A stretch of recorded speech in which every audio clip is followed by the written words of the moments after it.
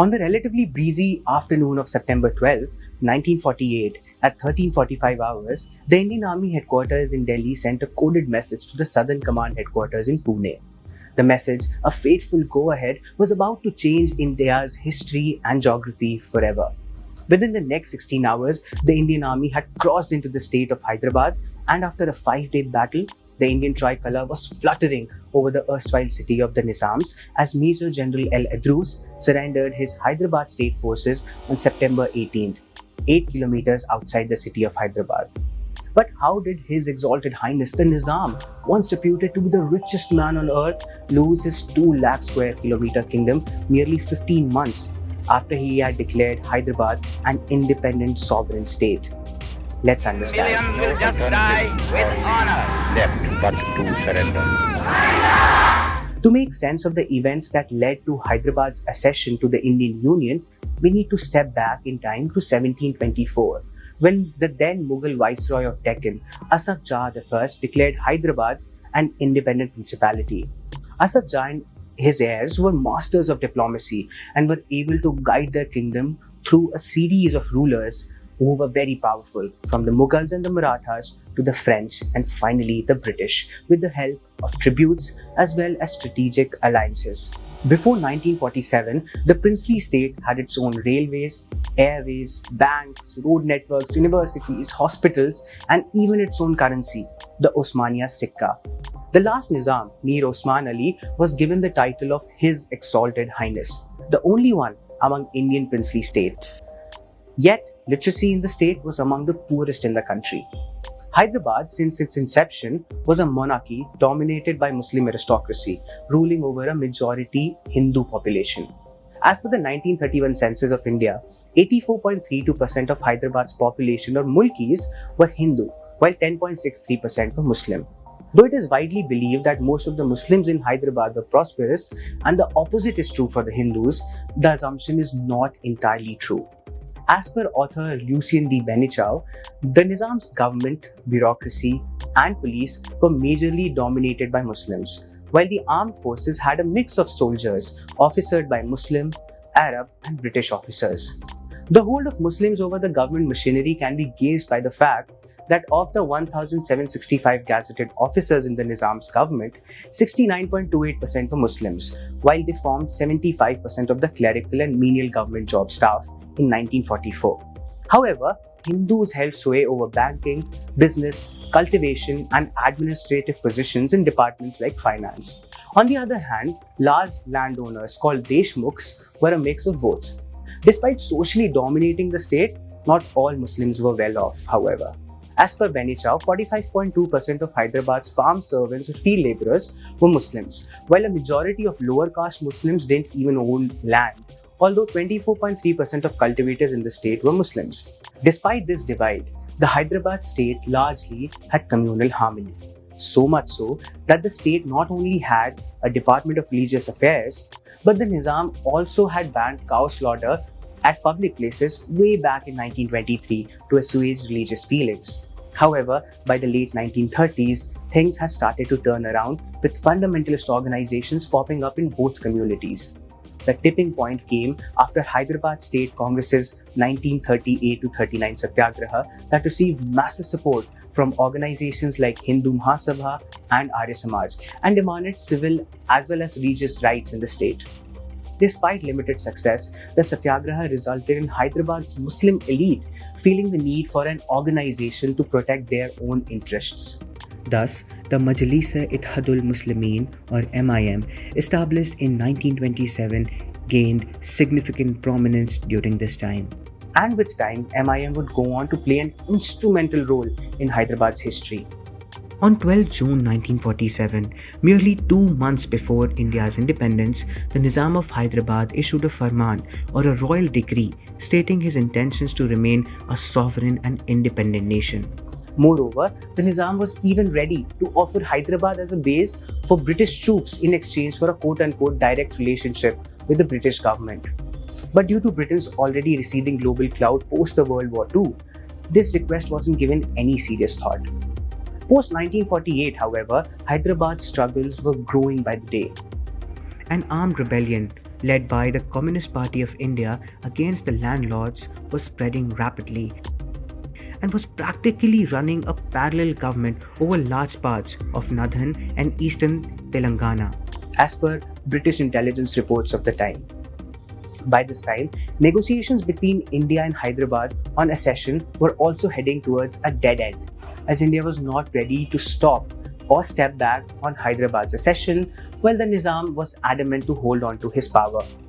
In this impasse, both the parties agreed to a standstill agreement on 18 October 1948.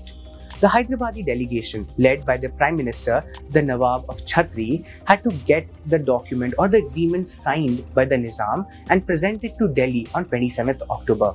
However, the Ittihad and its leader Qasim Razvi had other plans. For him, the agreement was death to Hyderabad's ambition for freedom, and therefore he forced the lapse of the agreement by physically surrounding and stopping the Nawab of Chhatri from leaving his house to Delhi on that fateful day. Soon after this, Razvi was also able to coerce the Nizam to install his candidate Mir Liaq Ali as a new Prime Minister. Liaq Ali and Razvi were confident that due to India's ongoing operations in Jammu and Kashmir, there was little chance of any military operation by India against Hyderabad. Liaq Ali even took the issue of Hyderabad to the UN against India and claimed breaches of the standstill agreement, to which India maintained that it was internal matter. Thus started Hyderabad's last phase of actions before the ultimate Indian annexation of the state. Convinced of their invincibility, Hyderabad State Forces Commander-in-Chief, the Arab Maj Gen El Edroos, went on a shopping spree in London to rearm his army. On the other hand, Qasim Razvi and his Ittihadul volunteers or Razakars were busy asserting their dominance on the streets of the princely state with terror, arson and murder of civilians, especially Hindus. As per a research paper at the London School of Economics, nearly 40,000 Hindu refugees from Hyderabad had taken refuge in India's central provinces alone.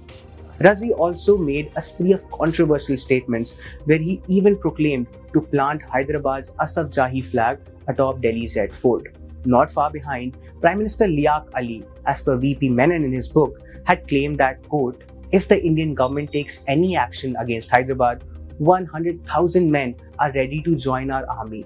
We also have 100 bombers ready in Saudi Arabia to bomb Bombay, end quote. Evidently, none of these statements stood the test of time.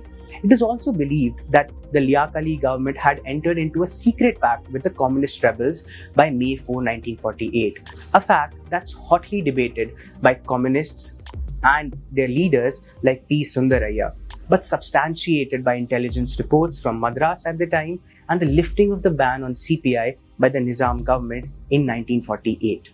After which, the CPI categorically denounced the Indian government and union as a bourgeoisie regime and pledged to resist India's entry into Hyderabad while raising the slogan of Azad Hyderabad in line with the Ittihad. The general populace later stated that while the Ittihad ruled the day, the communists ruled the night. This was followed by a series of border skirmishes and attacks by the Hyderabad State Forces and Razakars on Indian armed forces and border towns.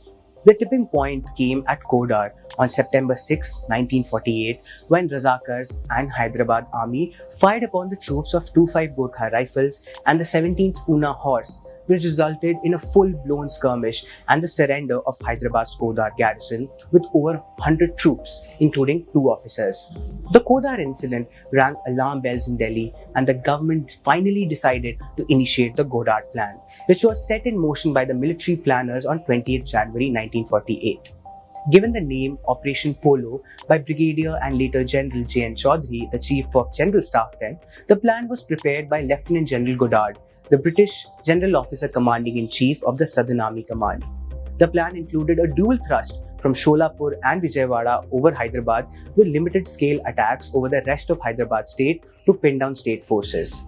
Spread over 5 phases, the plan had identified the defences of Naldurg, Aurangabad, the Hakimpet airfield and of course the capital Hyderabad as the primary targets.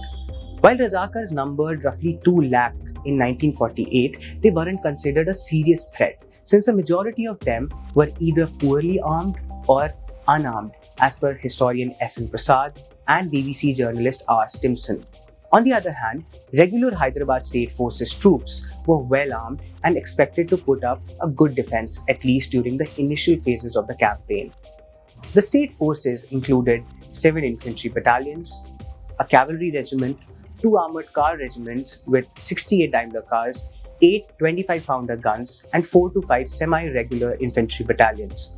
On the other hand, the Indian Armed Forces formations in the operations were numerous, but the main attack from Sholapur was led by Major General J. N. Chaudhary and his 1st Armoured Division, which composed of the 1st Armoured Brigade, 7th and 9th Infantry Brigades along with support arms.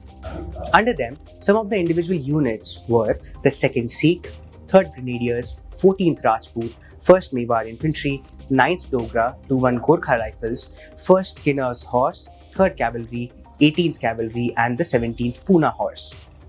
Squadrons number 3, 4 and 12 participated from the Indian Air Force. The Army headquarters in Delhi got the government's nod for Operation Polo on September 10, which was relayed to the Southern Command headquarters on September 12. Before the operation began, the official name of the action was changed to Operation Caterpillar to prevent any intelligence leakages. The operation began on September 13 at 0400 hours when the 7th Infantry Brigade crossed into the princely state to capture Chalkot. The operation was swift and rapid. By the 4th day, nearly all of Hyderabad State Forces had either capitulated or were on the run. The defences had crumbled like a house of cards, and by 17 September, Liaq Ali had announced Hyderabad's surrender on All India Radio at 1645 hours. Just a day later, the surrender was signed by Maj Gen El Edroos in presence of Major General J. N. Chaudhary. During the operation, 490 troops of Hyderabad State Forces were killed and at least 2,727 Razakars lost their lives, while 3,364 were captured. On the Indian side, we lost 47 soldiers, while 24 were reported missing and 97 were wounded. Soon after the surrender, the Nizam denounced all activities of the Razakars as well as Liaq Ali in a statement and announced Hyderabad's accession into the Indian Union on 24th November. Following this, a military administration under Major General Chaudhary ruled Hyderabad until 1st December 1949. While Liaq Ali had stated that, quote, not one communal incident or other incident has happened in the last 5 days, end quote, the days after the operation, later dubbed police action, were grim. In the aftermath of the 1948 police action, a wave of violence took place across Hyderabad. As the dust settled on the battlefield, a wave of violence swept through the erstwhile princely state, particularly in the Marathwada region. Reports including the partly declassified Sundarlal Committee report suggest a staggering toll. An estimated death toll upwards of 40,000 of primarily Muslims in the state. In some areas, entire communities were decimated within days. Hundreds of thousands were uprooted, fleeing in fear for their lives. As per Benny Chow, the window of chaos varied. In some places, order was restored within days. In others, the violence raged on for weeks.